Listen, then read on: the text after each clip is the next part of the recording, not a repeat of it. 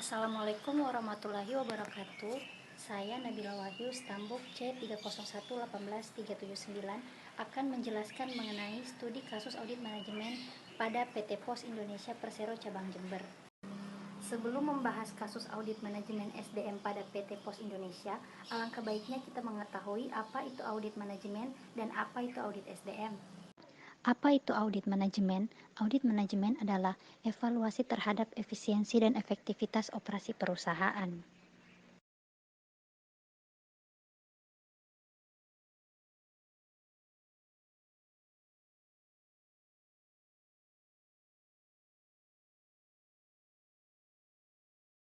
Audit manajemen SDM yang dilakukan oleh PT Pos Indonesia bertujuan untuk mengetahui apakah fungsi SDM telah berjalan secara efektif, efisien, serta ekonomis, dan juga untuk mengidentifikasi kelemahan apa saja yang dapat ditemukan. Selain itu, untuk memberikan rekomendasi dan alternatif perbaikan atas kelemahan yang ada sehingga kelak akan dicapai efektivitas fungsi sumber daya manusia. Audit manajemen yang dilakukan oleh PT Pos Indonesia Persero Cabang Jember dilakukan dengan 3 indikator. Yang pertama, penyebab, yang kedua akibat, dan yang ketiga kriteria.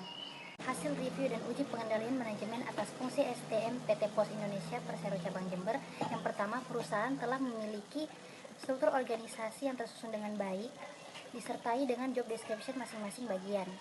Yang kedua, perusahaan telah memiliki standar operasional perusahaan yang telah menjelaskan secara rinci alur kerja perusahaan. Berdasarkan hasil temuan audit, dari 9 fungsi SDM hanya ada 5 yang berjalan dengan efektif, sedangkan sisanya belum berjalan secara efektif, salah satunya fungsi pelatihan SDM.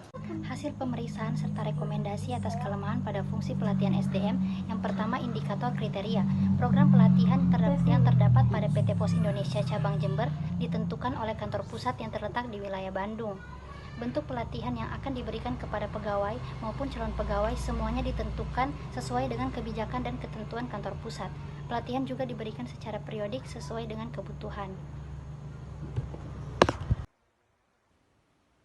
Pelatihan yang dilaksanakan oleh PT Pos Indonesia Cabang Jember untuk calon pegawai maupun pegawai lama dilakukan untuk meningkatkan pengetahuan, pengalaman, dan keterampilan sesuai dengan tuntutan perkembangan teknologi informasi serta untuk meningkatkan kualitas pelayanan. Dari hasil temuan yang telah dijelaskan, dapat diberikan rekomendasi yaitu dengan adanya keterbatasan tersebut, maka perusahaan harus mengintensifkan analisis kebutuhan pelatihannya sehingga dapat diberikan pada bagian atau fungsi yang benar-benar membutuhkan pelatihan. Berdasarkan studi kasus yang telah dibahas, maka saya mengambil kesimpulan yaitu bahwa PT Pos Indonesia Persero Cabang Jember melakukan kegiatan audit manajemen berdasarkan 3 indikator, yaitu penyebab, akibat, dan kriteria untuk menilai efektivitas program atau aktivitas SDM dalam perusahaannya. Hasil audit menunjukkan 4 dari 9 aktivitas dalam fungsi SDM belum berjalan dengan efektif.